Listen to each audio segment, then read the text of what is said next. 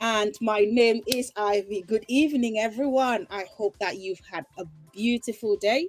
I have had an amazing day. I have a little short story to tell you, but I'll wait for that until I'll wait with that until we start the show. Today I have an amazing guest, and we are exploring the topic of parenting our children as individuals. But always, we do share our real stories. And every single time a guest is on here, they share part of their story as a parent, or they aim to educate other parents. And remember, the goal of doing this is such that we can have a community of children who are resilient, who are happy, and who are confident. Without further ado, I want to welcome my guest, and I will introduce her as soon as she comes in. Here we go. Please put your hands together for my guest for today. Hello, Antoinette. Good evening. Welcome, welcome, Good. welcome. Thank you so much, Ivy. Good evening to you. Thank you for inviting me. It's an honor. I really appreciate it. It's all right. Welcome to Parenting Made Simple. It is an honor to have you. Like, I have followed your work on because we are fellow coaches, and I have followed your work Mhm. on Facebook, on social media, and you are doing amazingly well. Now, your thoughts are just breathtaking. And not to talk about the style, okay? I cannot say Oh, cannot talk about the style. Like, your thank fashion sense you. is amazing. I must say that. Trust me, honestly. Um, but then, can you tell us who you are? Because I don't think I will do justice by introducing you. I think you should tell us who you are, please. Okay. So thank you, by the way, for the beautiful introduction. I do love style. Style, I think, is one of my most unique signatures, soul signatures, and I cherish it. For me, it's just, I'm literally in my creative space when I'm in there. So, but thank you. But my name is Antoinette Jumbo Fambad. I'm a life coach, I'm a thought leader, and I'm currently the author of a book that's coming out in the fall. So I'm really excited to share all the wisdom that has moved through me all these years and put them on paper. And sometimes I feel like, my short writings reach people, but a collection of, all the things that I process daily as I see life unfold in front of me is a good opportunity. It's a good resource, I guess, for my followers and people that seem to be in the same community as me. We're seeking growth, we're seeking change, and who believe in the possibilities of living authentically and living as yourself, and also reminding themselves that we are a community, but we're first individuals, and you have to grow first as an individual before you grow your community. So thank you. Oh, thank you so much. I love that you talk about authenticity. I think that is one of the things that when I sought to change myself, I had to embrace that. And embracing that is it's not a mean feat. It's not easy to look within and say, oh, there are aspects of me that need change, and I may not have been doing life in this particular aspect, correctly, or in the way that boosts my growth. Parenting is one of such areas, because for me, when I sought to live authentically, it did not just impact, because initially I sought to live authentically in my own personal life, And I did not Mm-hmm. realize how it was going to impact my parenting, my work life, my health as well, health and well being, and all of that.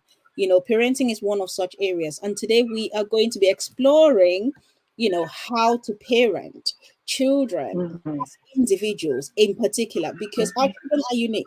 Each one of them come with their own unique personalities and, unique individuality. And we're going to explore Exactly. who else, who best for it than to explore it with you. I really, really Oh, do thank you. coming on. Yeah. Yes. So without wasting any So, time, we want to delve straight into it because I don't want people waiting, especially for those of you who are going to watch on replay. Please, if you mm-hmm. join us, do share the live stream with people in your network. Here we talk about parenting, and there are times when we'll talk about things that are not very popular with you, but remember, Mm-hmm. some of the things that challenge us the most are the things that cause us the most growth. So Very do true. please share your thoughts, even if there's something that we say that challenges you. Share your thoughts on it because we are here to grow, and we are not just here to grow Absolutely. ourselves but to grow our children as well. Okay, so let's get Exactly. into it. So from your perspective, Antoinette, you are a parent as well, and Mhm. please do Absolutely. tell us your own examples of how this is working in your life, because here we really want parents to share their real stories, because that Mm-hmm. is what is going to impact us. What impacts you as a parent may impact me as a parent as well, because they are crossovers. The principles are the same, you know. It's Mm-hmm. just strategies that are different. So, why is it important for us as parents to recognize and embrace the individuality of each of our children? Well, to begin with, I am a mother of four. I have a daughter. I had her, at a pretty, I'd say, very young age. I was 24 and in college, and then I have two sons. And prior to them, I was blessed with a bonus daughter from my husband. So I have I am raising four children, and I think my story with recognizing the need to raise kids as individuals started with my own story as a kid, as a matter of fact, because I am one of four girls from my mother, and so I'm the last.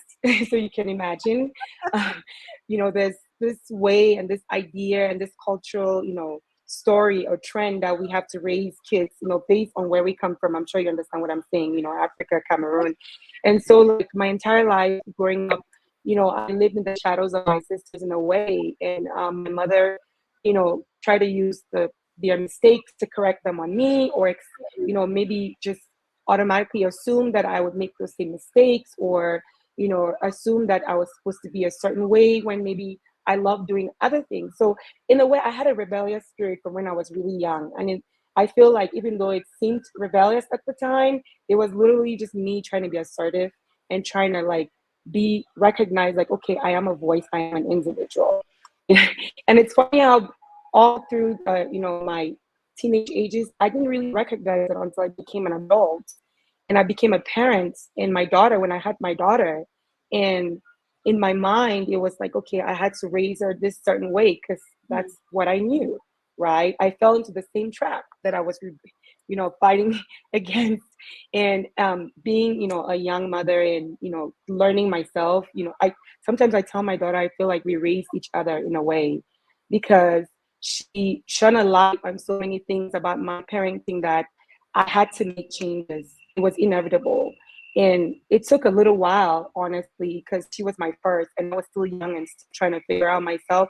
And I want to encourage young mothers out there, don't be hard on yourself. You're quite young, and it's just recognize, your areas of improvement as you go along the journey. And once you do, don't go back and, try to judge yourself for the mistakes that you made, because the only reason why you're learning and moving forward is because you made those mistakes, and we're not perfect. So you're going to make those mistakes, and your kids will actually help to be a mirror for you to recognize those mistakes and want to correct them.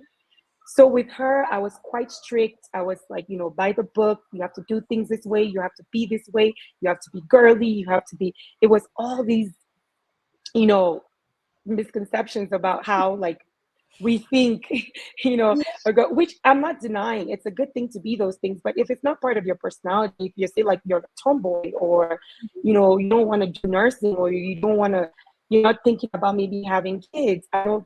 My daughter's a teenager now, so we have those conversations right now. Those are things that, or maybe you're just not interested in dating any particular sex or something like that. I feel like, especially as we become like, young adults, those Mm, are things that we as African parents were struggling with a lot to recognize with our children, because at the end of the day, as much as we may try to instill in them, the values that we have, the mistake we make is we try to make them mini versions of us. And they're wow. not us. They're individuals. Each and every single one of your children is an individual.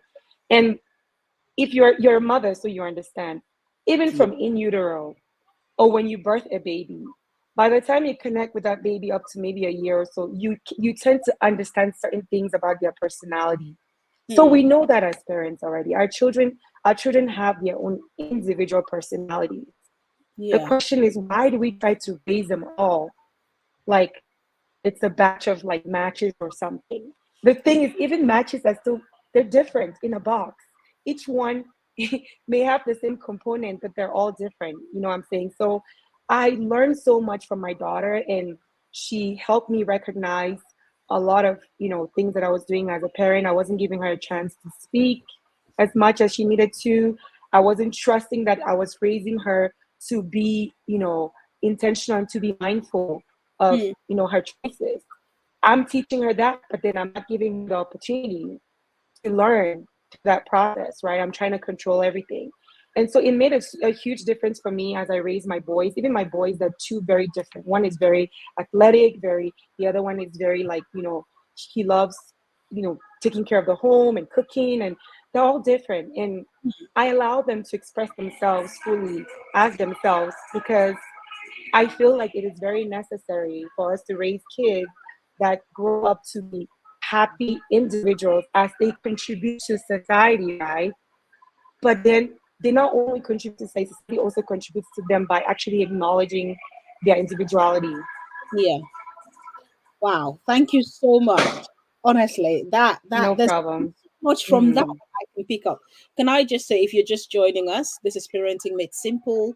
My guest today is Antoinette, and we are talking about raising our children as individuals, because we want to acknowledge that our children have unique personalities and individualities that we need to Mm-hmm. foster so that they can grow as confident, resilient, and happy children.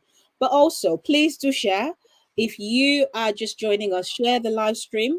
It will do us really well, first to reach as many parents as possible, but also to make sure that we are reaching the children that we want to reach, because the end goal here is children, but we can't reach the children without going through the parents. So please do share with the parents in your network.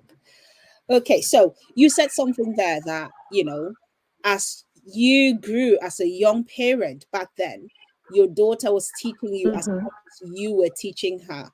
And I am strongly of the Mm-hmm. our children parent us as much as we parent them. We think we think that we are the bosses in our households, and we are the people of authority. However, we shift and change depending on how our children respond to what we're doing. And that in itself is a way of parenting. Now, there are some children, I was watching this video, I watch a lot of videos on how to, parent children and all of that.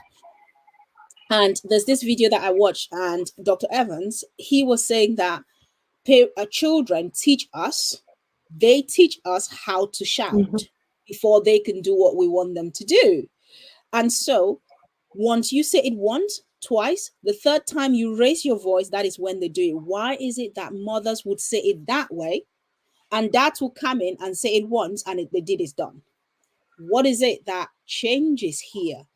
They say the same thing, both parents say the same thing, but mom has to say it three times before it's done, or one parent, and then the other parent has to say it just once. And there, I immediately knew that that one parent, when they have to say it 3 times, is because the children have taught them that, okay, mom, when you say it gently, I'm not going to do it. And so mom says it gently the first time, the second time, and then the third time before they raise their voice. And then with this other parent, the children have picked up that they say it and mean it immediately. And so they do it. And so every time Yes, he comes in, he says it and means it. And that is quite interesting because it's not just us teaching our children, they also teach us. And we respond to their, to what they are doing. But also, exactly. I identify with you because initially I'm not I've right now I'm not the parent that I was 10, 20 years ago, let me say. So 10, even 10 years ago, 20 years ago, Yes. I'm not the parent that I was 10 years ago. And there was that turning point for me because that turning point, I realized that parenting in the way in which I was parented wasn't working, Mhm, especially mhm. out here in the West, because Yes, I was yes. parented in Cameroon in a typical household where my mom and dad were teachers. My dad was a headmaster. You can imagine the level of strictness that was in my household when I was growing up. I was the youngest, and so I was always seen as the baby of the family as well. And so Mhm, there's so much around that, around me growing up. And I often say our mhm. parents did the best they could with the resources they had. We Yeah, have exactly. of Exactly. resources now. And so we have to Mhm, kind of fine tune our parenting based on the resources that we have now and not keep, you know, and not keep parenting in the way in which we were parented. Hello, Kate. Thank you for joining us. Please do share. I hope you're having a good Sunday. Thank you. So, Antoinette, what are your thoughts on this? How can parents, because environments are really useful. Like I talk about the culture in the household so much, so that hello. honestly, Oh, can you hear me? okay. Sorry, you kind of went. You went. Yeah, I'm sorry. I'm currently in Ethiopia, so the network is not that good. So if we get disconnected every once in a while, we'll come right back. So I apologize for that in advance. That's Yeah, but I didn't get the question. Could you repeat that? okay. So I'm saying that I talk a lot about the culture within the household. And that culture is the Exactly. environment that the parents have because it's the duty of the parents to create that environment where children can thrive. So what are your thoughts on this? How can parents foster that environment, a supportive environment that allows each child to really explore and develop their own individual strengths and passions? Okay. To begin with, I really resonate with what you said because, the truth is that, people in general, people would teach you how to treat them. People tell you who they are, like even in the way they interact with us. Same thing with our children, they're people too as well. So each child literally tells you who they are with the way they interact with you. And with the situation with, one parent being having to say something once and the other having to say it 3 times, I think it's just the boundaries. Each parent is different. So the kids, they have different boundaries with different parents, right? Moms, exactly, especially like we tend to be the ones that have to tell them repeatedly to do things. So Yeah. sometimes it tends to be that situation. Dads maybe don't, except for dads that are like really hands on, they Mm, don't get that opportunity to have to constantly tell their kids to do things because we're the nurturers. So we're the ones always concerned about, if everything is okay in the house, everybody's okay. Like, so it's just a natural tendency. And I feel like absolutely. because we do it so often, it, Mm, it can tend to be a bother for a child because the child is not thinking the way you're thinking, right? You're yeah. thinking, I want a clean house, I want your room clean. That is not your child's priority. No. If you think about it, childhood is all about creativity, and kids don't concern themselves with having to have a perfectly, organized room, even though that's what you want. They're So, not but I genuinely think with every, yes, they're not. Yeah. So, but I think with the thing with every child is, is children express themselves and they express who they are as they grow up. It's the key thing is really identifying with each and every one of your children and having a relationship that is beyond just being their mother or their father. That's beyond just being their parents, rather. I genuine. really stress on that. You know, it doesn't take away the fact that you are their parent, but at the end of the day, someday they're going to be individuals and adults, and you want to have that connection that's mm, beyond just having to tell them and, you know, and groom them to become the adults that they become. You want to understand who they are, because yeah, I think and I really believe that if you understand a person better, right, you'll be able mm, to raise them better, because yeah, you know what they gravitate toward, you know mm, what excites them, you know what, you know, can maybe stress them out, you know what areas they need growth with, because you connect with them to that deeper level.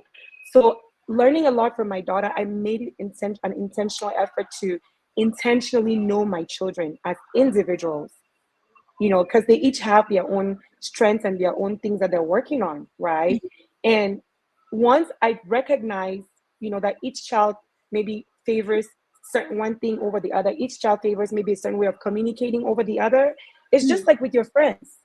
You understand your friends, and you don't communicate with every friend the exact same way, because they absolutely. all have their different personalities, and Yeah. you honor and respect that. And when you communicate with them, you communicate as that. Mm, But the thing is, as parents, especially from, you know, African descent, we've been taught to, you know, kids have to communicate this way. You know, it's all about respect, respect, respect. And I'm not, respect is very crucial, even among kids, and even two kids. We have mm, to respect them just as much as they respect us, because that's how they learn. yeah. Because if you don't respect them, how they learn respect, right? It starts even from us, and learning your child and understanding what moves them will help you to be able to develop them to be more holistic individuals. Mm, Not what you want for them or what you think society needs for them, but what they want for themselves and what they have to offer society. So yeah. I'm very big on that. You know, I don't push my kids towards doing a specific, you know, career path, or it's, we're exploring, especially they're so young. I mean, my daughter is in college, she's found her passion, she found it since she was 6 years old. And I'll just tell you a little story about her. Like when she was 6 years old, she told me one day she was going to be on Broadway.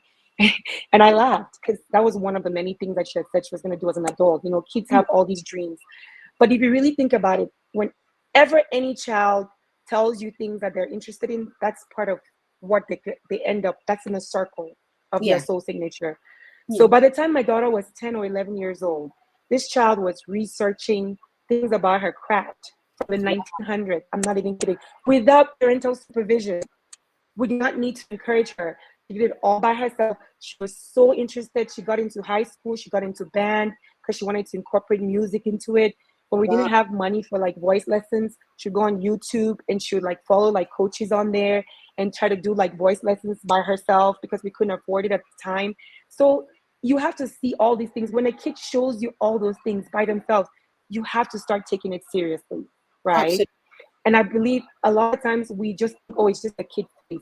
It's not. That's how you start nurturing things, when you Mm. identify them. So I'm not sure what you think, or you know, how you raise your kids in that regard, but I'd love to hear your opinion. To be honest, I'm kind of similar because okay, let me tell you a good example here. So I Mm-hmm. have four children, and my eldest is 17 and my youngest Mm-hmm. is 6 months old. So Oh, they are yeah, yeah. so different. Yes. Honestly, they are so Yes. different in terms of, Mm-hmm. so there's three boys and a girl. My daughter is completely different. She is the more emotionally mature one. She is quite a sensitive soul herself.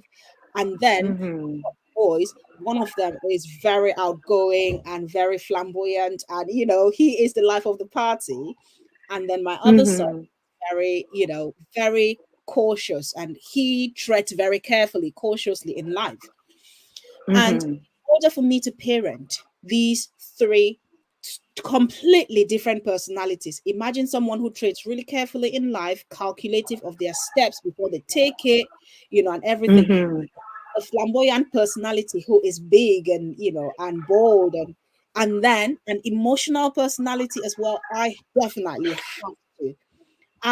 have to adapt.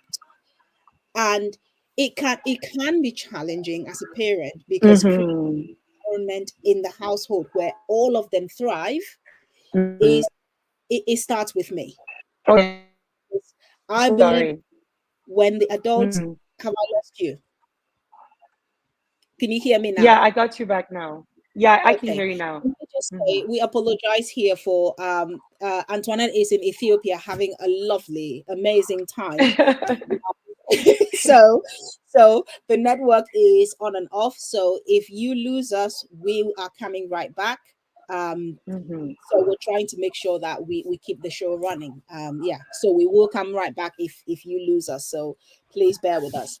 But I was saying that I've got these three personalities. Obviously, my 6 month old, I'm already seeing a bit of a personality coming through there, and it's Hmm. a result of me really being intentional about understanding my kids. The Yep. first thing for me, the first thing is understanding and acceptance. You understand who they are, you accept them wholly. Wholly. When I say wholly, I mean WHOLLY. Wholly for who. Hmm. Now you can nurture. If you do not understand and accept, you cannot really nurture, because that nurturing comes with them knowing that you love them irrespective of and in spite of.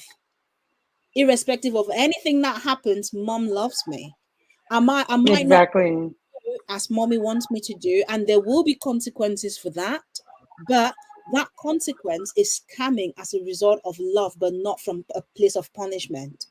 And I think Exactly. once I created that environment, then everyone can thrive. Everyone thrives Exactly. with their Hmm. individuality in the household. And, one person loves to joke, the other one not so much. And all of them kind of have understood each other and they know when to stop now. When one person says, Hmm. this is enough, and they are not stopping, mommy, I've said it's enough, and they are not stopping. So I then bring in my voice there and say, okay, they've said they don't like it anymore. They don't see it as a joke, so stop. So I think it's Hmm. about understanding and accepting the children for who they Hmm. are, and then nurturing them through those passions. Exactly. Exactly. And even just with Yeah, go on. yeah, and I think even just with their interactions as well, not even just their passions, like because at the end of the day, to thrive in any environment, you're gonna have to connect with people, whether you like it or not.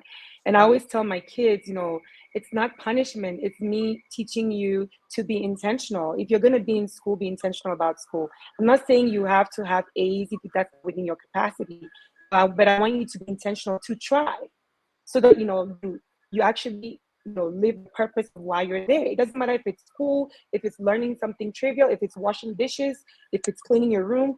Be intentional about it. That way, even it takes away the stress of, oh, why am I doing this, like Yeah, how kids don't like certain things. If you just stay intentional, then the purpose of why you're doing it, right, it overshadows your lack of wanting, your desire for wanting to do it. So absolutely. it's one thing that it's really big. Obviously, it's accepting them just for who they are, because you can't. People are who they are, and it's better for you to take that as a starting point and nurture it into something that thrives and it's better regulated than trying to make them a certain way, trying to make them perfect. And I think that's one of the reasons why the younger generation struggles so much with anxiety and depression, because there's this misconception that they have that because of the way we've raised them in the past, because maybe Mhm. that's the way we're raised. I'm not blaming our parents. They gave us the best that they knew, right? And that's Yeah, what we've learned. And we have to try to correct those mistakes with our children, mm, right? Because at the end of the day, everybody's an individual. Nobody can be perfect. Imagine, right? You cannot create a linear perfect standard for one individual, not to yeah, talk about a collective people. mm, So it's impossible to make your kids that cookie cutter, idea that you have for what kids are, but you can make them a beautiful cookie that is unique. And you know what I'm saying? Very unique and also still very, valid for whatever environment they find themselves in. Whether they yeah, want to be artists, they want to be a doctor, they want to be a lawyer, they want to learn how to sew, they want to be like a tailor or design. Like you have to understand your children and understand what moves them, because at the end of the day, they have to live with themselves. yeah, And if you grow up doing something that work is 60, 80% of our lives, if you grow up doing something that doesn't give you any sense of aliveness, mm, how are you not going to be depressed? How are you not going to be miserable? How are Yeah. you not gonna go home every day wondering why your life is and why it's the way it is? So Hmm. it starts that early, so they can start finding ways. And I know I'm moving into the next question, like kind of It's another fine. topic. Absolutely fine. Tell you what, A good let way, yeah, just keep yes, talking. It's a good fine. way to do that is once you recognize. For me, once I recognize once what my kids love to do, and I know a lot of parents say, "Oh, my kid has to do coding. They have to." There are all these standards that parents think that their kids need to be in, right, ballet, or that's okay. But if you recognize what your kid loves, and even if you cannot afford it, you can do it with them at home. Like my son loves cooking, Yeah. and I can, right now I don't have the capacity to be able to, put him in like cooking lessons. I used to do it in the Hmm. summertime, but I don't. So what I do is I cook one thing with him every week. We're in Yeah. the kitchen, and he's literally the little chef, you Hmm. know. And so I create that opportunity or that environment for him to be able to do what he loves to do.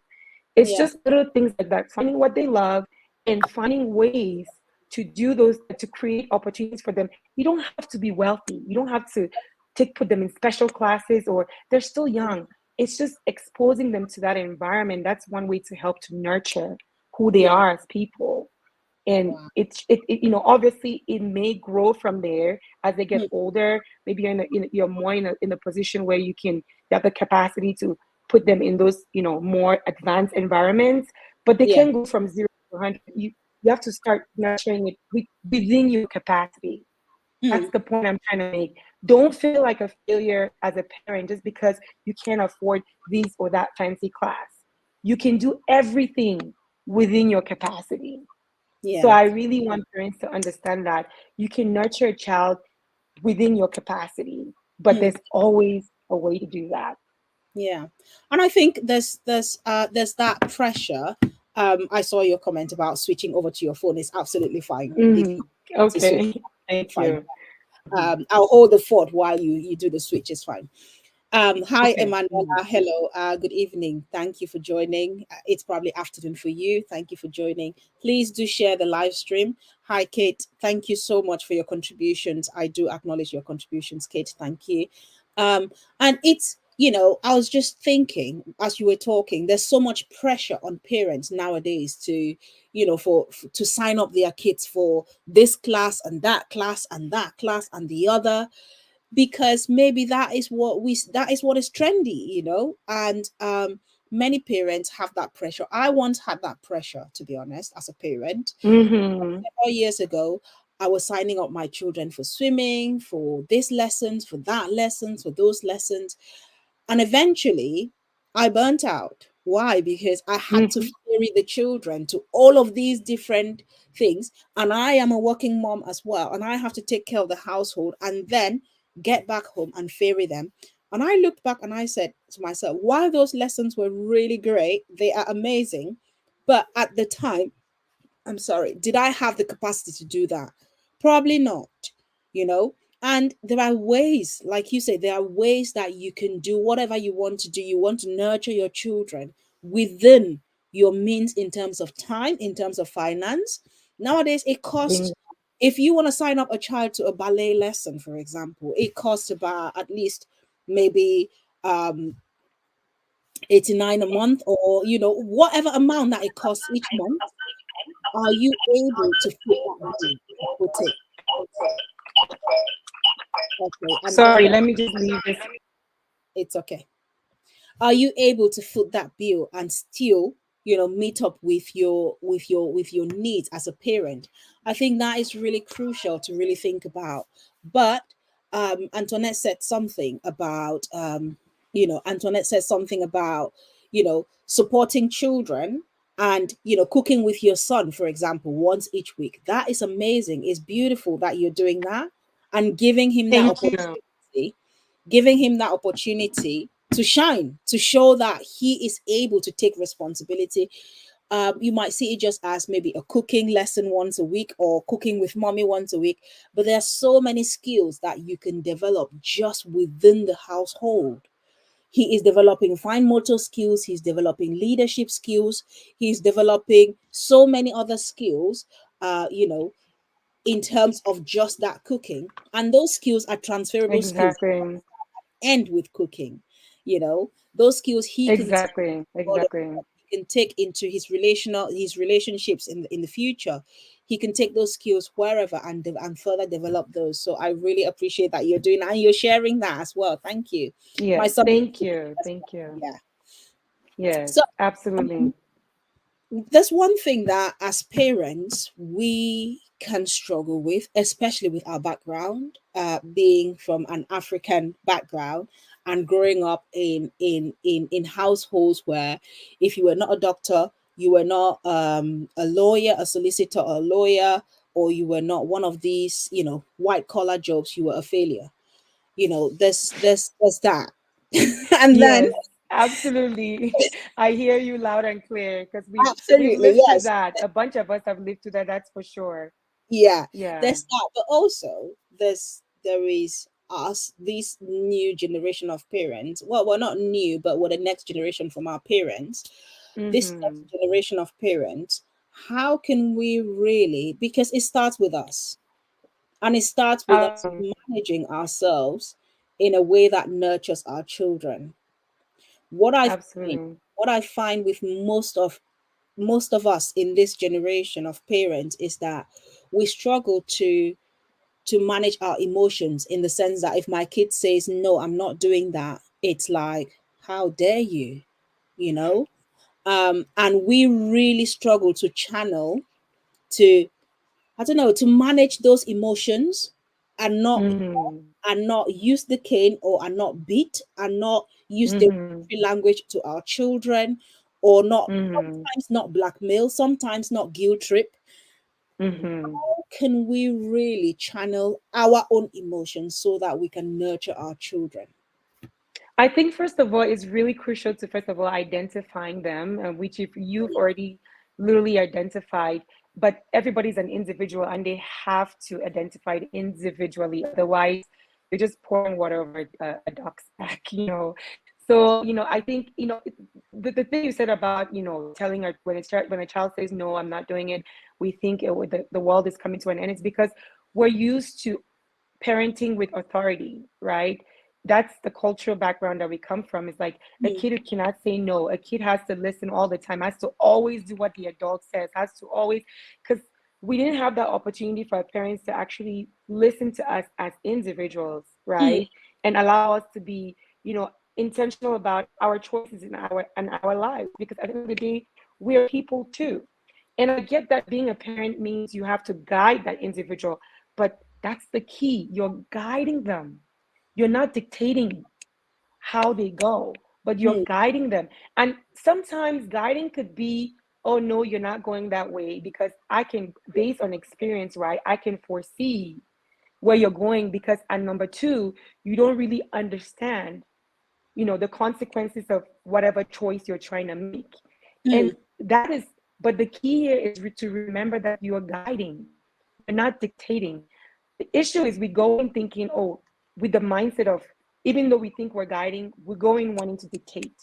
yeah. And that's where the conflict comes in because even though our intentions are good, it's Mm, not received as such. yeah. So, and there are multiple reasons why, parents, you know, parent the way they do, why parents feel like a kid has to always listen and they live with that mindset. There's Yeah. multiple reasons why. But I really truly believe that you have to have conversations with your child. You have to first of all understand why your child is wanting to make that decision, why they're saying no, Yeah. right? From an independent individual perspective, you have to understand why they're saying no Mm, because they could have a good reason. They could have a good reason. I'll give you an example. Like, you know how sometimes when we're going out to go visit like family and like everybody get in the car, we're going whether you like it or not. And yeah. maybe your 17-year-old doesn't want to go, and you're like, you have to go You have to because we go. all have to be, you have to be there. And Mm, there's some that I will not budge because it's important. I feel like there are things that she needs to go, like especially things that concern family, mm, and I might supersede her decision not to go, but the intention is because I want her to understand the family and the dynamics and the bond and the history and the heritage to yeah. carry forward. And Mm, that's the reason why I will undermine that. But there's sometimes when I don't need to. And before I used to be like, whether you like it or not, you're going. And Get in then the she'll car. go there, she'll be miserable, she wouldn't Yeah. interact with anybody. It's like, what's the point? You see what I'm saying? Now I'm stressed out because she's acting out. Like, it's just, it's not even like, so it starts with understanding the kid and Mm, their reason and their intention for saying no. And I'm just using the no as an example here. And but that can carry on with any other conversation or situation. Is understanding why they're wanting to choose that and understanding it within their capacity, and then mm, using your judgment as a parent to now know how to guide them. And sometimes it's going to be, I'm going to supersede your decision, but I'm doing it with good intentions. mm. And later on, you see it. And then communicating that without necessarily a forcefulness, but a directness. Because there's a difference. If you communicate with a kid directly, and that's why fathers tend to get listened to a lot better because Yeah. they communicate directly with intention. We Yes. mothers, we don't. We communicate You beat around the emotionally. bush. Yep.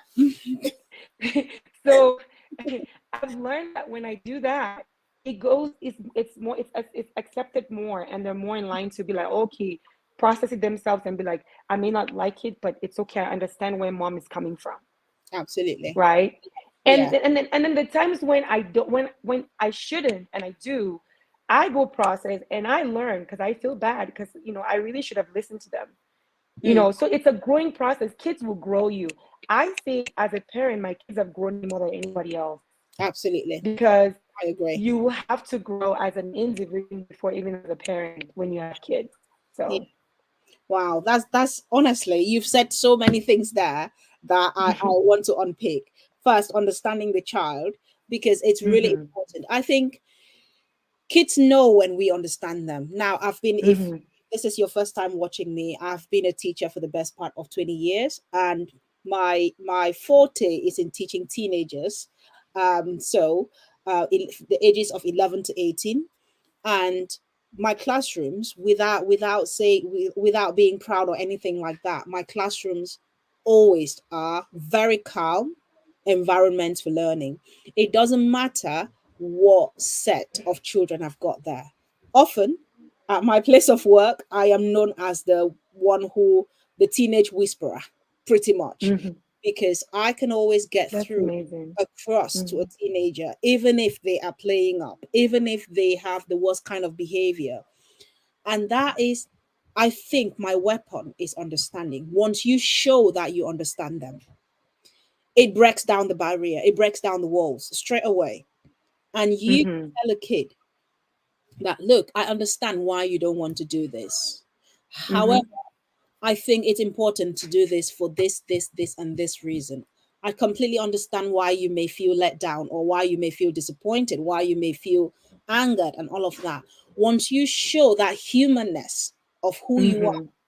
the kids can relate because they're humans as well. And Exactly.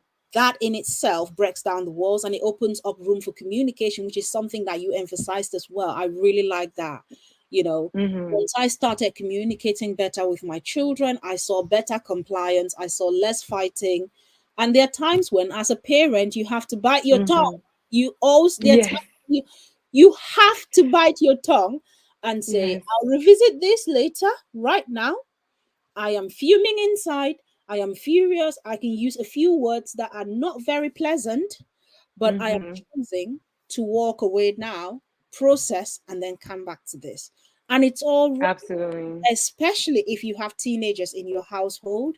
It is all Oh right my for you God. to communicate that to them, that, look, Yes. I am your parent.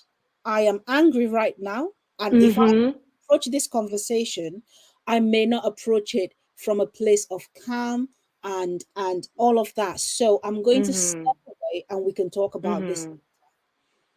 And to Yeah. that And the point, one, yeah, sorry, go ahead. I was just gonna say something real quick as regards to what you said. Like yeah, the one thing that I've learned, and it's a better way to communicate, and I've communicated with my kids usually is sometimes if my voice is a little bit raised mm, because I'm like, it's not I'm not I don't get I try not to see it as angry anymore, but more I transitioned it to disappointment. yeah, My kids know that if I am like it's because I'm disappointed. I'm not angry necessarily. mm, I'm disappointed because I expect them to understand that, right? But the thing is, telling them I'm not yelling at you. Or you see what I'm saying? I'm yelling because I'm upset. I'm not yelling at you. mm. Because we're human and sometimes we're going to raise our voices, We and if we are. really recognize that we're yelling because we're Yep. upset, and let them understand that it's Yeah, not at absolutely. them, it's Yeah, to them, yeah. right? It's applied to them and not Mm. at them. And if they can understand that, then the block that comes when the yelling starts, because kids can tune you out sometimes when you're yelling. Oh, yeah. they, They will not they listen. listen. Exactly, they listen beyond that anger because they know that it's not anger, it's not at them, Mm. it's to them. And so they You know, give you compassion yeah, there's something that and my son listen. says when I start yelling, because as Mm-hmm. a parent, it's difficult to really, sometimes I have to catch myself and say, oh, sorry, and then I Mm-hmm. step back. And there's something Mm-hmm. that he says, and it Mm-hmm. is, use your words and not your, what does he say? Use your words True, and true, not true. your voice, or something like that. So what it means is, please stop yelling, say what you want to say, use words to communicate it, but do not. Mm-hmm. And immediately he says that, I'm like, I'm really sorry that I raised my voice. And when Mm-hmm. you communicate that word disappointed, oh my goodness, Mm-hmm. tell you what, you can get a teenager from not behaving to Being, behave by yeah, saying that, I am sorry because that they take accountability. Yeah. I am really disappointed in this behavior, not in you as a person. Please, Mm, also, it's important to differentiate from the exactly. child from the behavior, because what you're Mm-hmm. disappointed in is not in the child, it is in the Child. behavior, the child's behavior. Mm-hmm. And it's Mm-hmm. important to say, I'm really disappointed in this behavior. And you can state the behavior. I'm really disappointed that you made the choice to do Mm-hmm. this instead of that. Mm-hmm. What I Or was, just even do this, not yeah, even instead of that, because you don't yeah, even want them to be comparing it to something else. yeah. Yeah, they So can take more accountability. Mm-hmm. yeah, yeah, absolutely. Mm-hmm. It allows them to first reflect on what they've done. And then the Mm-hmm. fact that, to be honest, our children want to please us. They want to do right by us. They do. Mm-hmm. And if Mm-hmm. you recognize that and then communicate effectively with them, they will Mm-hmm. most definitely, you know, Mm-hmm. do as do the right thing. The right, it might not be the right thing by you, it might be the right thing by them at that point in time. But Mm-hmm. the end point is, it's going to be an environment in a household where people are thriving and people are seen as individuals and treated as individuals as well. Exactly. Right. Exactly. So, oh my Mm-hmm. goodness, the hour usually flies by, like, I honestly. know, right? So, I um, I can't believe it's already been an hour. it's 48 minutes. Where has the Yeah. time gone to, honestly? So, before I, before I ask you the last question, uh-huh. because I think we have kind of talked about most of the things anyways. Before I Mm-hmm. ask you the last question, Mm-hmm. I just want to tell everyone that you're welcome here. This is Parenting Made Simple. It is a podcast where I come on with a guest every other Sunday. So I'm here today. I will be here in 2 weeks' time again with another guest. My guest today is Antoinette, and we're talking about how to nurture and grow our children as individuals while recognizing their individuality. It's really important. But also, Mm-hmm. if this is your first time watching, please do share the live stream with any parent in your network, or even if they are not parent. I believe that to become a parent, you almost have to become a parent before you actually become a parent, if that makes any sense. Because Mm-hmm. there are skills that you can learn now that you will use in the future. There are skills that Mm-hmm. there are strategies that you can learn now that might be really useful in the future when you eventually start having children. But also there's self, Absolutely. well, you can parent yourself Mm-hmm. through some of the things that you did not think were right when you were growing up whilst waiting to become a parent. So please do share. Exactly. But back to Antoinette. So what actionable advice would you give to our listeners? Anyone who is listening and watching, what actionable advice would you give to them, especially people who want to really prioritize raising their children as individuals? Any practical tips, any strategies, any advice? We've pretty much covered a lot of it. I would really say, make opportunities, create opportunities to actually spend time with your children. Not just, I know we're so busy as parents and it's so hard for us because, we have work, we have to, take care of the home. And so we tend to bundle up things a lot with our children, right? And even with like activities that they have, it's like, okay, well, I'm dropping you off here, I'm picking you up, and stuff like that. It's not really an individual or independent experience with each child. So if you can find time to have those moments where you spend time with each and every one, and my daughter used to crave to go out with me to just go but I used to not get it, and until I got it, because she just wanted that one-on-one time without her brothers, without being at home, without, like, even if it's at home, something that they love, like find that time to make with to spend time with each and every one of your children. Trust me, they value it a lot, because we tend to do it more as, a comprehensive experience for all of them at the same time. So that's one thing that I would definitely say. On top of all the things we've covered here today, the other thing I'll try to tell you is that please don't try to raise your kids based on like a standard. Don't. Don't. Use the standard as a guide. It's a guide. It's supposed to be a guide to use as a template. You're supposed to take it and make it and make it an independent experience based on the person that you're raising, and not Hmm. necessarily by what that book says. And I Yeah. think that's one of the reasons why, and I'm so glad that we're evolving, like especially like the kids in the spectrum, those kids, they call them, neuroatypical. They don't have like the typical neuro standards that we as a society have carved out for the Yeah. development of a child. But Hmm. that's just because that's the standard that we have carved out. And I'm Yeah. so glad that as the world, because 1 in 6 children nowadays is in the spectrum.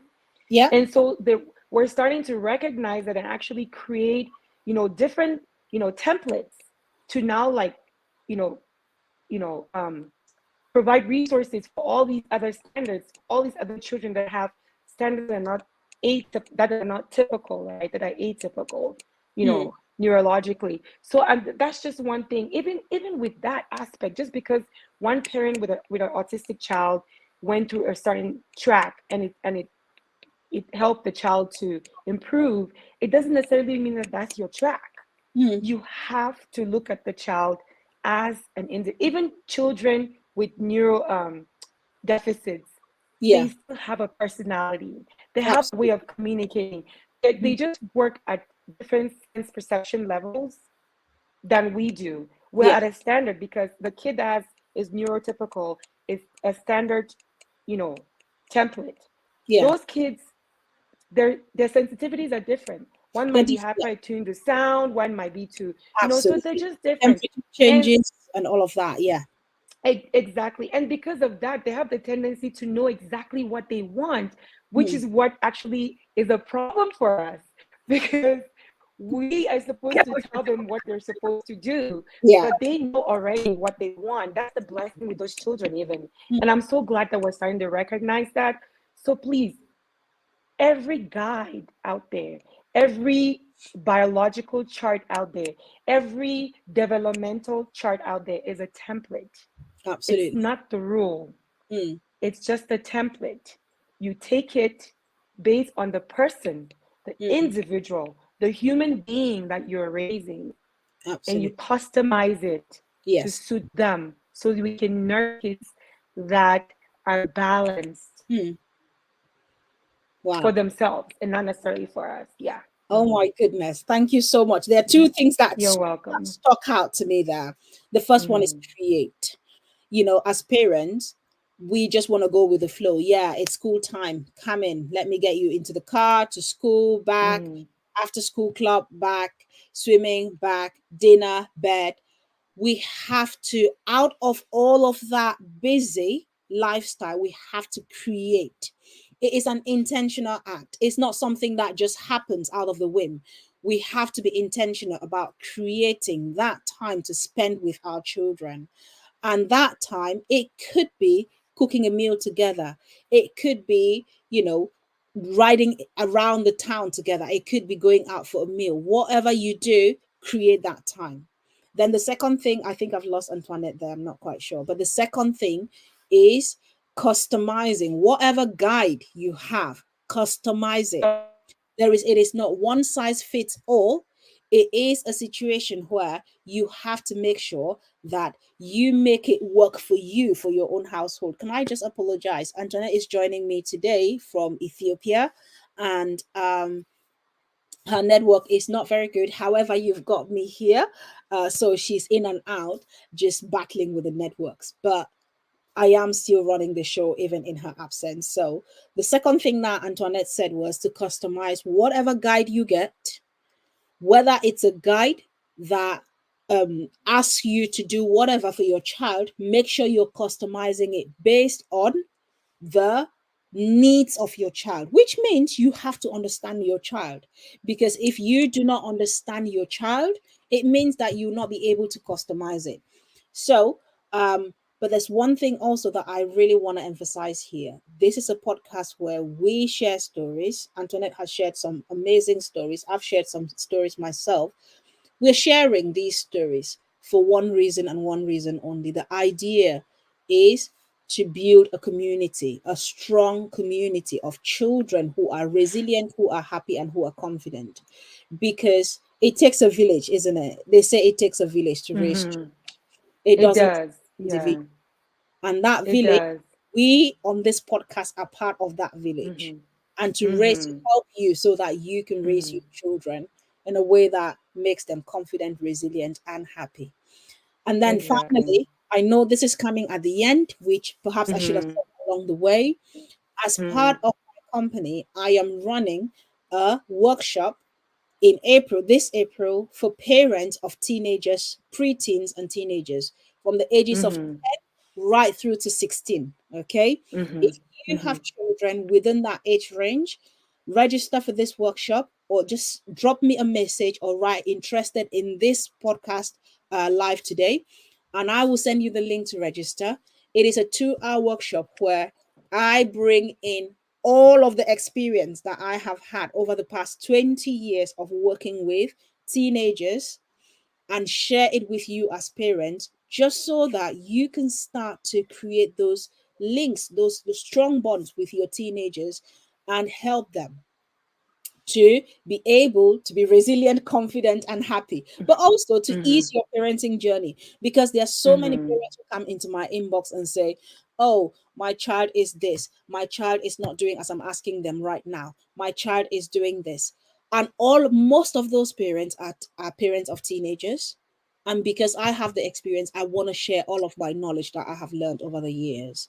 It is going to Yeah. be a very interactive session. Please do sign up if you have any child in your household between the ages of 10 Mm-hmm. right up to 16, especially if they are starting to play up, because they will play up.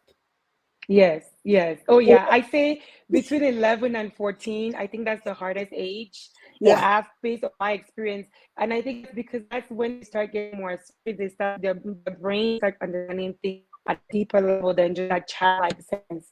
And it's really crucial to pay attention to your kids around that age, between 11 and 15. yeah, It's a very crucial age for it kids. is. And I know we're closing up, and I just wanted to say one thing that I believe is so, so important. Kids learn not by what you tell them, they learn by what they see. Yep, And so it's so important that if you want your kids to communicate with you, you communicate with them too. you know yes, i i i, I communicate with my kids. About my kids know me as me, just be a mother as well. They know me as me because I communicate with them. But when I'm struggling, I tell them, I'm really struggling right now, like, so they understand that it's normal to have all these different emotional, you know situations, mm, in your life. Life is not perfect. It absolutely. goes up and it comes down. And I Yep, let my kids know that I communicate. So that gives them the opportunity to learn not only how to be empathetic and be compassionate, but also understand how to communicate back to me too when they're dealing with those things, or maybe communicate with somebody else in the future if yeah, I'm not around, or yeah, people that they get to interact with. So I think it's really essential that we learn to communicate, and everything starts. I go back to my theme that I talk about, from within. we have to understand that we're individuals too, just like our kids are. So I'm actually writing a book. It comes out in the fall. I'm really excited about it. It's called Everything is Within, and just trying to, create more awareness that everything is a lesson in this life. Everything that comes to your life, it comes to teach you something. And we Hmm. can take it with that mindset and understand that we have the capacity. We've been gifted. Every single individual has been gifted with the capacity to use the lessons that we encounter in life to grow ourselves. And so I'm really excited to share this book with the world. It's going to help you even with your parenting journey, because it'll help you become a better person and a better parent. So we can really grow well regulated children, even for ourselves as well. Oh, I love that word, well regulated, because Mm-hmm. most of our children are emotionally dysregulated because we are Mm-hmm. emotionally dysregulated. And Exactly. if we can emotionally regulate, our children will be well regulated as well. And Exactly. there's this post that I'm gonna make on Monday about the role. If you are a mother on here, honestly, I salute you, because the role of the mother in emotional regulation of the children, and that studies are continually showing that in the household for both parents, the mother is in the pivotal role to Mm-hmm. emotional help in the emotional regulation of the children, and that when the Mm-hmm. mother is emotionally regulated, the children are more likely to be emotionally regulated as Very well. regulated. Very So true. that is it's something that when I saw it, I thought that this is really, really key in terms of sharing it with the world. But thank you so much, Antoinette, for honestly, I'm sure we can talk forever about this, honestly. Yes. I Thank would you. love to come back in the future whenever there's time. Absolutely, absolutely. This Yeah. platform is open to you any day, Mm. anytime. And please be on the lookout for Antoinette's book. I know that that book is going to be packed. I know that for sure. When you put your post the other day about finalizing it, I was like, yes, this is honestly, I am looking forward to this. Yeah, so be Thank on the you. lookout for Antoinette's book, which is coming out soon.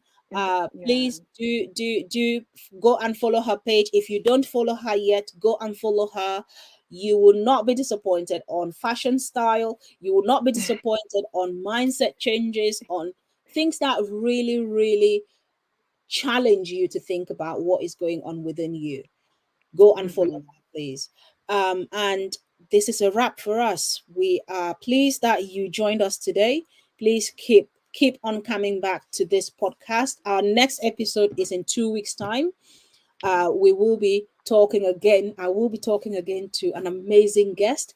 All my guests are lined up already for the next 3 months, which to me is a testament of what this podcast is doing, because there are so many parents who want to share a little bit of their journey so that they can, impact other parents. So yeah. Well, enjoy the rest of your Sunday and stay blessed. Keep coming back.